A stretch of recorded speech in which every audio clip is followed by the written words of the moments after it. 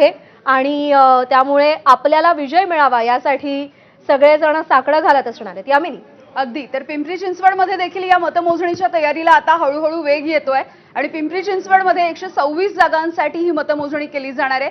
या मतमोजणी केंद्रावरती आमचे प्रतिनिधी आहेत, आपण पुन्हा एकदा त्यांच्याकडे जाऊयात. त्यांनी या तयारीचा आढावा घेतलाय, जाणून घेऊया.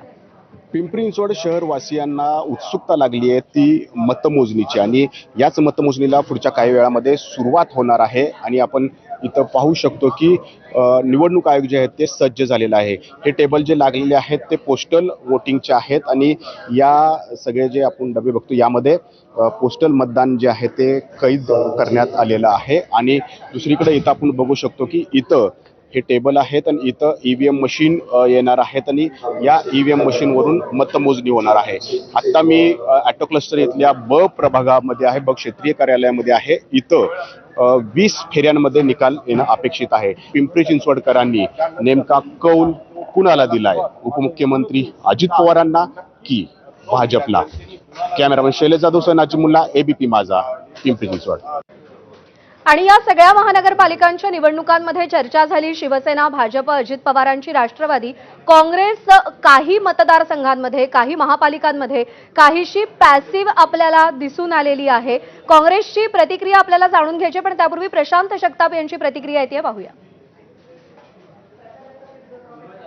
निवडणुकीच्या रिंगणात आहात, आज अंतिम निकाल जाहीर होणार आहे. दोघांसहित पॅनल नक्की विजय होईल. साईल केदार ही चौघही विजय होतील. विजयावर प्रचंड विश्वास आहे. विजय ज्यांच्यामुळे मिळणार त्या जनतेवर प्रचंड विश्वास आहे. वानवडी सळंकरमधील जनतेने आमचं काम पाहिलंय, आमचा संपर्क पाहिलाय, आमचं सौजन्य पाहिलेलं आहे आणि त्याच्याही पलीकडे जाऊन या प्रभागासाठी, या शहरासाठी, या राज्यां देशासाठी घेतलेली भूमिका सुद्धा त्या ठिकाणी त्यांनी पाहिलेली आहे. त्याच्यामुळं हा त्या भूमिकेचा, कामाचा, संपर्काचा आणि सौजन्याचा विजय असं मला वाटतं. आतापर्यंत राष्ट्रवादीतून हे सगळं बोलणं सुरू होतं, आता काँग्रेसमधनं बोलायला लागतंय. काँग्रेसमध्ये कसं अनुभव राहिला आणि राष्ट्रवादीनं जे काही दिवस दाखवले त्याबद्दल आज काय वाटतंय? मी खरं सांगू का, मी काँग्रेस पक्षाचे म्हणजे शहर, राज्य आणि देश स्तरावरच्या सगळ्या नेत्यांचे मनापासून आभार मानतो. कारण की काही गुपितं काळाच्या ओघात पुढे येतील, पण माझ्या पक्षप्रवेशापासून ज्या गोष्टीच्या एकूणच मोर्चे बांधणी झाल्या, म्हणजे पक्षप्रवेश होऊ नये, त्याच्यानंतर मला पाडण्यासाठी इथं केलेले प्रयत्न म्हणजे जुन्या पक्षातून, या सगळ्या गोष्टी जर पाहिल्या ना तर काँग्रेसच्या प्रशांत जगताप यांची प्रतिक्रिया आपण पाहिली. कपिल ढोके आहेत आपल्यासोबत, काँग्रेसचे प्रवक्ते. कपिल ढोकेजी, काँग्रेस काहीशी पॅसिव्ह दिसली या संपूर्ण निवडणुकांच्या प्रचारामध्ये आणि आवाज उठवण्यामध्ये, अशी चर्चा आहे सध्या. काय वाटतं आपल्याला? मुळात काँग्रेस या निवडणुकीमध्ये लोकांचे प्रश्न घेऊन सातत्यानं लढत होती. संविधानाच्या प्रश्नांवरती आम्ही लढत होतो, लोकांमध्ये जाऊन लोकांच्या प्रश्नांवरही निवडणूक लढवत होतो. महानगरपालिकेची ही निवडणूक एक फार लक्षात राहणारी अशी निवडणूक आहे. एक तर 9 वर्षापासून निवडणुका नव्हत्या, भारतीय जनता पार्टीनं त्या निवडणुका जाणीवपूर्वक होऊ दिल्या नाहीत. दुसरी गोष्ट, या महापालिकेच्या निवडणुकीमध्ये भारतीय जनता पार्टीनं जो अनैतिकतेचा बाजार मांडला, सोबतच त्यांच्या सगळ्या मित्रपक्षांनी, आता त्याची वेगवेगळी उदाहरणं द्यायची झाली तर 2 तासाचा स्लॉट सुद्धा कमी पडेल इतक्या अनैतिकतेचा बाजार त्यांनी मांडला. परंतु त्या ठिकाणी सुद्धा नैतिकतेला धरून आम्ही ही निवडणूक लढवत होतो. आपण जर पाहिलं असेल, अनेक उदाहरणं पाहायला मिळतात. मीरा भायंदरच्या एका बूथवरती भारतीय जनता पार्टीच्या उमेदवारांचे नावं तिथल्या ऑफिसरकडे होते. म्हणजे हा कुठला प्रकार म्हटला पाहिजे?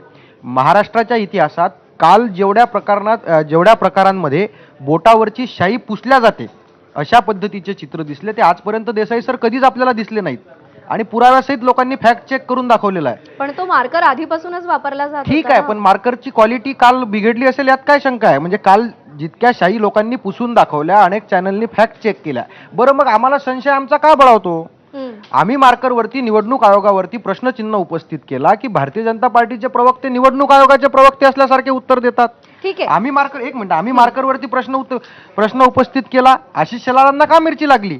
भाजपच्या लोकांना का मिरची लागली? ठीक आहे, याबद्दल आपल्याला उत्तर घ्यायचंच आहे. पण बीजेपी वाल्यांनी ऑलरेडी आता सेलिब्रेशनला सुरुवात केली आहे, ती बातमी आपल्याकडे येते. प्रज्ञा, मुंबईमधली बातमी आहे, कारण भाजपच्या कार्यालयाच्या बाहेर सध्या जोरदार जल्लोष सुरू झालेला आहे आणि एक्झिट पोलचे अंदाज आपण बघितलेले आहेत. काल संध्याकाळपासून एक्झिट पोल येत आहेत. महायुती सध्या आघाडीवरती या सगळ्याच एक्झिट पोलमध्ये दिसून आली आहे. त्यामुळे भाजपच्या प्रदेश कार्यालयाच्या बाहेर सध्या जल्लोषाची तयारी सुरू झालेली आहे. आपण अवधूत वाघ यांच्याकडे जाऊया. सेलिब्रेशन तर सुरू झालेलं आहे सर, आणि अर्थातच पेढे खायला आम्हालाही आवडतीलच. अनैतिकतेने भाजप निवडणूक जिंकते असा आरोप आहे. तुमच्या बाजूलाच बसलेत काँग्रेसचे प्रवक्ते. ठीक आहे, त्यांना जे काय बोलायचं ते बोलू द्या. रिझल्ट जे येतील ते खरं आहे. तुम्ही आता म्हणालात पेढे, तर तुम्हाला पेढे नाही, आम्ही रसमलाई खिलवू. आणि दुसरी गोष्ट, ज्या अण्णामलईना तुम्ही रसमलाई म्हणालात ते अण्णामलई रसमलाई नसून इरीमलई आहेत हे सिद्ध होईल. तमिळमध्ये इरीमलई म्हणजे ज्वालामुखी, आणि तो ज्वालामुखी मुंबईमध्ये फुटणार आहे. पण भाजपला तमिळनाडूच्या ज्वालामुखीची का गरज लागते? महाराष्ट्रात ज्वालामुखी नाही आहेत भाजपकडे. महाराष्ट्रातल्या सोकळ नेत्याला एका तमिळ नेत्याच्या विरोधात बोलायची का गरज बसते? भाषामध्ये दुजाभाव करायची का गरज बसते? कारण इकडे मुंबई मराठी गुजराती महाराष्ट्राचं शहर नाही असं वक्तव्य केलं कोणी अण्णामलई. सांगितलं तुम्हाला? असं नाही सांगितलेलं आहे त्यांनी सांगितलेलं आहे की Mumbai is a international city. त्याच्यामध्ये चुकलं काय? उद्या सकाळी दिल्ली हे इंटरनॅशनल सिटी आहे, चुकलं काय? बेंगलोर ही इंटरनॅशनल सिटी आहे, चुकलं काय? त्यामध्ये केवळ एखादा मुद्दा घ्यायचा, कारण शेवटी काय आहे माहिती का, भाषेच्या प्रांताच्या धर्माच्या भिंती लावून आपलं कुठेतरी दुकान चालवायचं हे संपलं आता. तुम्हाला हे सांगतो, 1972 साली ज्यावेळी काँग्रेसचा विजय झाला त्यावेळी हा विजय गाईचा नाही, बाईचा नाही, शाहीचा आहे. हीच शाही 2026 पर्यंत, म्हणजे गेल्या 60 वर्षात काहीच फरक पडला नाही. तीच स्टेप, तीच कारणं, त्याच एक्सक्युजेस. अरे कसं चालणार? काहीतरी बदला हो. 1972 सालच्या आपण एक छोटी टेप गंमत- आता तुम्ही लावताय, काय बोलायचं? बोला. हा तुमच्या चॅनलवरचा एक ऑडिओ आहे. BMC because Bombay is not a Maharashtra city, it is an international city. Bombay is not in Maharashtra city. आम्ही जो धोका वारंवार सातत्याने या निवडणुकीत मांडत होतो ना, आज इथे बसलेल्या सगळ्यांना त्याचा अनुभव आला. आज लगेच त्यांनी अण्णामलईची बाजू घेतली.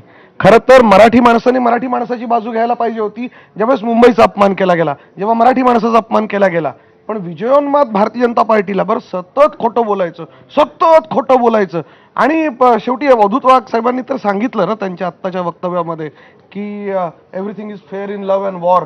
आणि अशा पद्धतीने मी पुन्हा जे आम्ही म्हणतोय ना, किंवा माझे काँग्रेसचे मित्र ज्यांनी आता सांगितलं, ज्या पद्धतीने राजकारणाचा चिखल करून टाकलाय ना, तुमच्या पिढ्यांना एक दिवस लाज वाटेल आपण या महाराष्ट्रात जन्माला आलो याची. हे वाक्य आज लिहून घ्या. आज या आपल्या मंचावरनं सांगतो, ज्या पद्धतीने अण्णामलईंची बाजू घेतली गेली. महाराष्ट्रात अनेक नेते आहेत, भाजपमधले 4 नेते चांगले मी सांगू शकतो, स्वतः अवधूत वाघ चांगले नेते आहेत, आमचे केशव उपाध्याय पण चांगले काय नेते झालं आहेत. माहितीये का, या सगळ्या मराठी अमराठी हिंदू मुस्लिम या सगळ्या अस्मितांमध्ये लोकांच्या सर्वसामान्य जगण्याच्या प्रश्नांची ही निवडणूक आहे.